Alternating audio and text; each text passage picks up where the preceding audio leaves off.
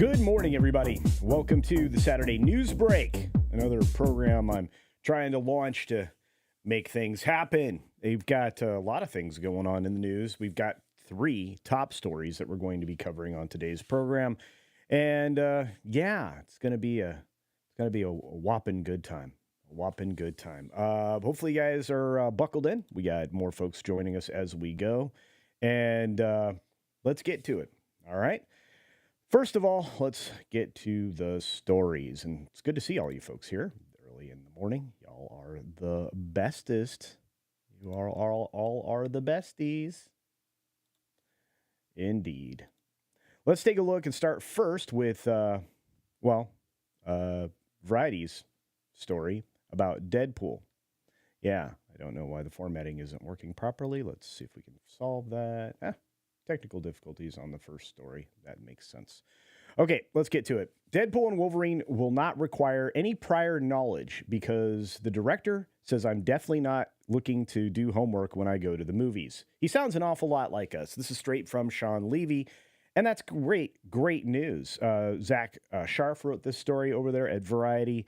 Obviously, this is the picture that's being used everywhere, which has all of the lovely Easter eggs in it, like Liefeld's just feet and all that, shot at the comic creator, which is funny.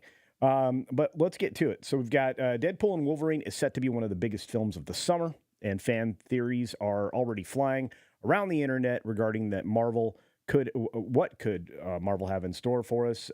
Looks like a bonkers trip across a multiverse populated by characters previously owned by the 20th Century Fox folks and now owned by Disney. So whatever goes down in the sequel, according to Ryan Reynolds and Jackman, the prior knowledge of the Marvel Cinematic Universe will not be mandatory in order to enjoy it. Well, isn't that a treat? Yes, that is a treat.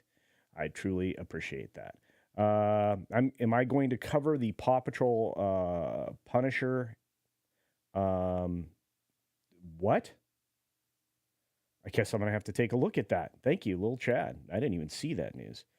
Tark 1187 says, I saw something about breaking nudes. I'm not sure I put it that way. But it's good to see you guys. And Matt G's in the house, of course. And Drew Lavers popped in. And CC Karaoke is here. And Doc the Butcher is here. And, I'll have better music next week. It was a little techno-y. Hey, Becky and many others. What's up, Dustin? Good to see you. And a few other folks like O.C. Dobbins. Good to see you guys. Archie's out there. Thanks for being here, guys. We're gonna try and do this on Saturdays about the same time every Saturday. We're about 25 minutes of news. So Captain Trek's in the house. Great to see you, my friend, and Jared Markham. All right, so with this story out there now, and the director saying this, and I'm going to keep reading, but I have a feeling that this is going to be a movie that everybody will be able to enjoy, not just because they aren't going to force us to do a bunch of homework, but because I think they understand that films are to be enjoyed. And this is a comedy, obviously, and it's a rated R one at that. And I'm looking forward to the movie. That doesn't mean I think it's going to be a huge earner. But again, it's an opinion. I'll keep going. So I was a good student in school. I'll do my homework as an adult, but I'm definitely not looking to do homework when I go to movies. That's what Levy recently told the Associated Press. I very much made this film with certainly a healthy respect and gratitude towards the rabid fan base that has peak fluency in the mythology and lore of these characters and this world. But I didn't want to presume that. The movie is built for entertainment with no obligation to come prepared with prior research. Well, isn't that nice? Unlike most of the other Disney garbage that you have to, consume a whole lot of other stuff in order to understand what they're doing. Anyway. So Hugh Jackman is playing Wolverine. It's not the same Wolverine he played on screen for more than a decade. That Wolverine was killed in Logan. And Jackman assured fans when he joined the next Deadpool movie that his reprising of the X-Men character would not screw the events of the beloved 2017 movie. Well, it was a downer. So let's play another downer, Wolverine. Okay, anyway. So Jackman is playing a Wolverine that comes from a world that he nearly destroyed. Well, that also makes sense. So while the upcoming Marvel tentpole is the third movie headlined by Ryan Reynolds, Levy has been adamant in press interviews that this movie is not really Deadpool 3.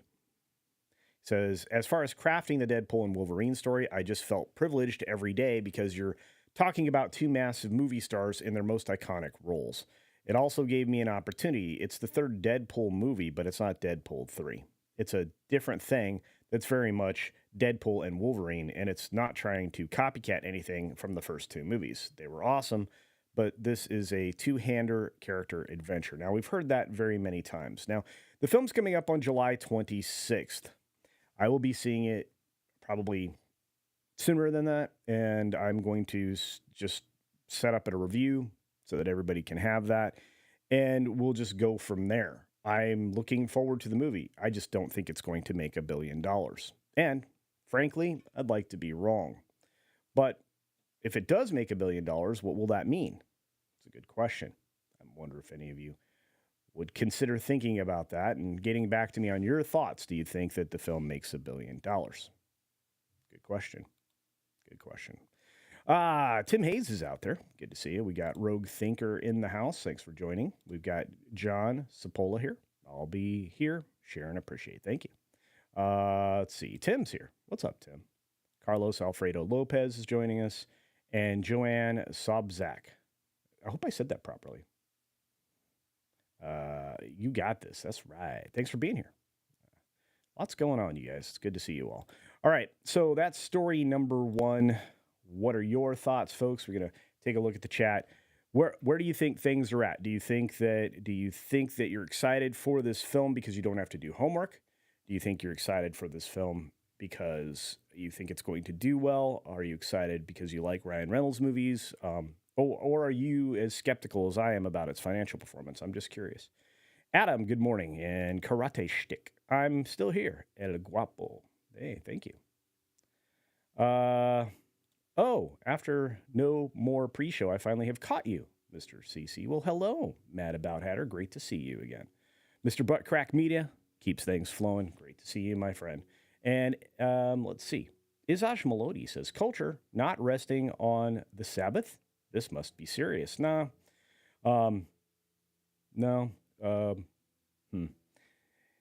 Yeah. I have a couple obligations I have to take care of, and I'm going to try to do this on Saturdays. So Carlos Alfredo Lopez is skeptical. There you go. Annie Masterson says, good morning, Culture Casino. Well, good morning to you. Archie Mitchell should make more standalone movies and see how they do. There you are. The movie is come too late. Not that I plan on seeing it because I don't support R-rated movies for religious reasons. See, this makes sense, Jared. This makes sense. CC says he's looking forward to Ryan Reynolds in If. That's right. That's coming out here soon. That is the Krasinski movie. And yeah, it's getting good. It's getting good pub. It's got good buzz. It's got an all-star cast in it. Might be good. I'll be reviewing that one as well. I just want to see cameos in action. Not too interested in the story of how it affects the MCU. I don't think it's going to do much.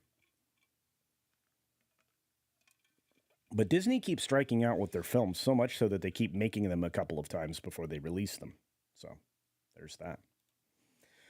All right, we're going to move on to story number 2, which I have to tell you, also, not surprising. Everything I've been hearing about this film is it's in trouble. All right, let's pop over to story number 2. Well, bam. So it looks like Kraven the Hunter heads to December. Karate Kid to Chop next summer, and latest Sony release date changes. That's right, they pushed things around once more. This is never a good sign. If you keep pushing films back, it means there's problems. They probably had to evaluate everything out there and come to realize that the reception of Madam Web was not good, and they can't really build a Spider-Verse off of characters that nobody knows, understands, or cares about. You have to slowly bring those characters in and then develop them from there. You have to have a ready-made name for it to be successful right out the bat. And I want to say thank you to Jay for gifting 5 Culture Casino memberships. Thank you, Jay. I truly appreciate it. And those 5 people also do as well. Graham, what's up, buddy? Says, saw 25th anniversary of The Mummy last night. Still fun after 25 years, I bet. I loved that movie. I think it's great. So, and again, thank you, Jay. Appreciate it. They should do a Madam Web cameo That will save it. Andy. No. Okay, up until this weekend, Madam Web was my worst movie of the year. And then I saw Challengers. You can see the review, in my content. If you could just go back to yesterday, I dropped the review on that film. It's not good. Challengers is terrible. It actually is worse than Madam Web, which I didn't think was possible. The internal logic of Madam Web is broken, but everything, almost everything about Challengers was from beginning to end. 2 hours and 12 minutes of a film that, if put together properly, could have been done in about 90, absent a lot of, bait and switch and teasing. So there's that. So there you go. Views with Hughes says, get me in on that. There you go. Well, yeah, we actually need to hang out, do some talking for sure. Archie Mitchell says, Madam Kraven. That's right. And if Sydney Sweeney is in it, I'll go. I think everybody will go. Views with Hughes, what's up, buddy? Man, he's just popping in today. Says, Challengers seem to be a movie of two beta males fighting over a woman who's not worth it. Yes! Hughes, cutting through it. Love it. Great take, my friend. Beautiful. Should have called it challenging. Well, it was to watch. So, all right, let's get to the story. So this is from our friend Anthony D'Alessandro over there at Deadline. Wrote this last night. Saw this coming a mile away. So Sony pushed the reboot of Karate Kid from December 13 to May 30th of next year. This has created a bit of a domino effect. That's not what it was. So backfilling Karate Kid's spot is Sony Marvel's Kraven the Hunter, which goes from August 30th, the Labor Day weekend frame, to December 13th. That's really what they did. See, he's reporting this backwards. They had to push Kraven back, which meant that Karate Kid had to get pushed back. That's why this is happening. Anyway, so the Aaron Taylor Johnson movie will have IMAX and PLF screens. Kraven the Hunter will be the only R-rated movie during the holidays, directed by J.C. Chander. It will go up that frame against Warner Brothers' Lord of the Rings, The War of Rohirrim. And by the way, that animation, I cannot wait to see. I cannot wait to see that. That's gonna be amazing. Oh, by the way, they're gonna release all of the remastered Lord of the Rings in their extended editions back on the screen here coming up. So I know that those theaters are going to be full. The plus here on Karate Kid's move, the movie will now follow the 6th and final season of Cobra Kai, which may be a nice move. The summer date will see a 50% K-12 out on its opening day, which is good. They won't be in school. And Warner Brothers has the weekend reserved for an untitled movie. Through 5 movies, the Karate Kid cinema franchise counts north of $620 million worldwide. Well, yeah, but those movies were all released prior to hyperinflation that we've been in for the last few years. Anyway, this is an interesting idea, but don't fool yourself. It's being moved because Kraven is just not ready for prime time, and they're learning some valuable, expensive lessons from Madam Web. So there's that.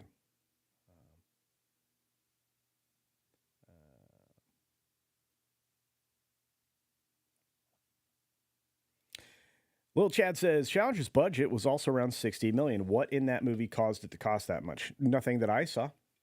Not one thing that I saw. This could have been, had they not had to tennis train the three leads in the film. It could have taken maybe 12 days to shoot. It was, and let me tell you, it's just a bad movie.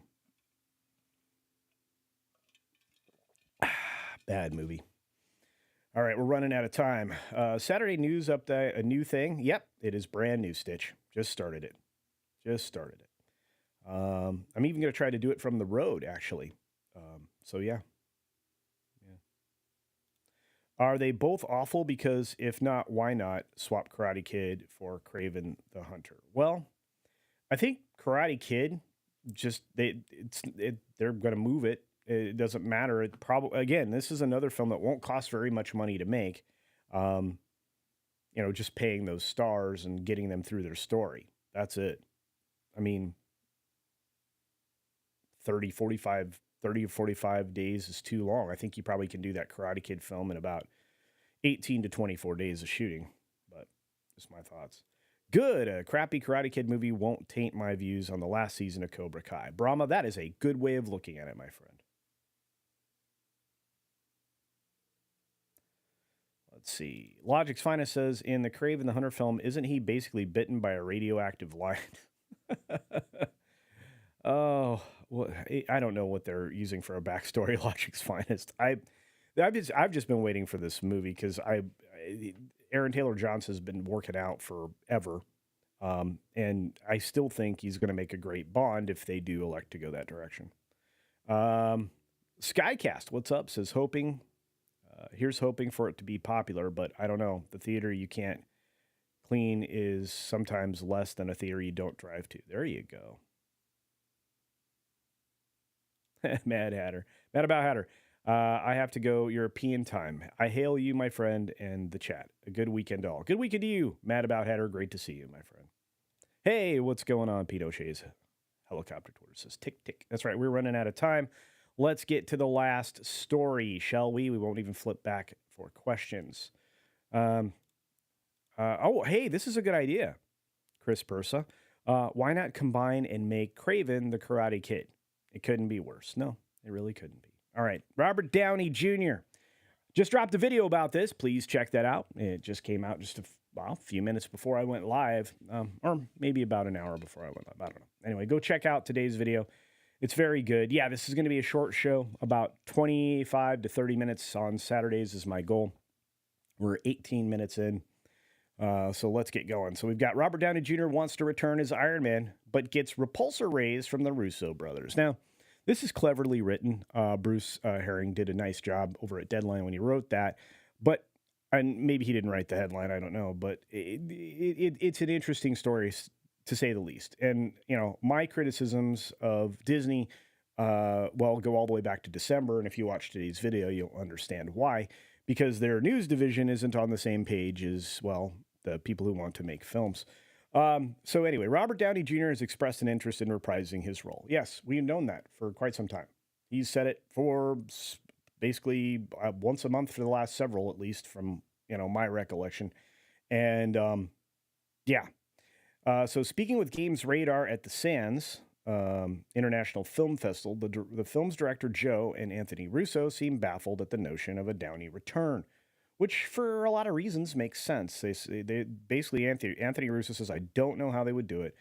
I don't know what the road to that would be. I mean, we closed the book, so it would be up to them to figure out how to open it. Yeah, there's no. I don't know that you can reopen this. But again, with Disney, nobody's ever dead. And, somehow the Emperor returned after being thrown down a shaft that would have killed him easily. And weird cloning. I don't know. Anyway, I mean, we closed the book. Okay, there, we read that already. So Marvel head Kevin Feige refuted the claim it was mulling over bringing back Iron Man back. Speaking with Vanity Fair, said Marvel Studios could not magically undo Tony Stark's death in Endgame. We're going to keep that moment and not touch it. Now, mind you, this was a long, long time ago. And I don't know if this was a story being written to counter a story from That Park Place, which I reference in my video. So I don't know where it came from, but I do know this. He's very serious about it. He keeps talking about it, and he wants to do it. What do you guys think? I think I know what Nikki thinks. For $5, what are your thoughts on the new NBA broadcasting deal with Amazon? How will that affect ESPN? It's going to hurt them. I mean, remember that Disney had the ability, I think Disney and Warner's both had the ability to have exclusive dealings with the NBA for a 30-day period, and they did nothing with that time. So the NBA broadcasting deal with Amazon is going to hurt ESPN. ESPN is going to get hurt from all directions. Nothing that they've done, nothing that Disney has done has expanded or protected ESPN from what their likely fate will be, which is to continue to lose viewership. Pretty soon we'll be back to the original days of the Eastern Sports Network. broadcasting table tennis matches from China. So it might go to being ESPN the Ocho. I don't know, but no, I think this is seriously going to hurt ESPN. It's going to hurt their advertising dollars too. I don't know that they'll be able to maintain the idea that they're the worldwide leader either. And it does open the door for other competitors to walk in and do all that, sports thing and dominate the sports landscape. Views with Hughes, Agenda Free News. What is up, my friend? Check out his channel. He's great. I also talked about this, and I was all for it before, but now, I don't know. It'll work if Feige wasn't at the helm. I think that's the only way it does work, my friend. Yeah. Carlos Alfredo Lopez. Somehow, Iger return. And thanks again, Nikki D. And thanks, Jay, for the 5 Culture Casino memberships. I appreciate it. Carlos Estrada says, Deadpool plus Gauntlet. Yeah. The multiverse MacGuffin device makes anything possible. Yeah, I still hate it. And you know what? Everybody does. I think we're all tired of it.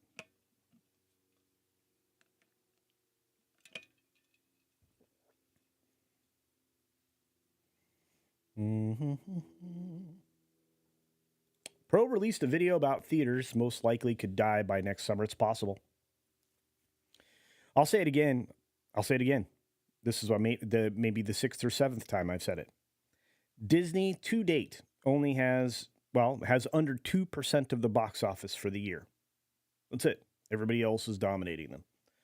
They have 5 or 6 films that are going to take a swing at the box office this year. Can they make up that giant gulf? And here we are approaching May, just a few days away from May, and they only make up 2% of the box office.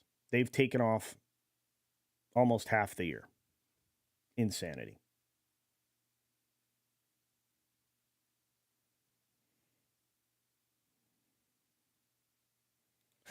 Mark says, who doesn't want political analysis from sportscasters? That's the problem with ESPN, right? They turned away from their core audience, which is a huge problem.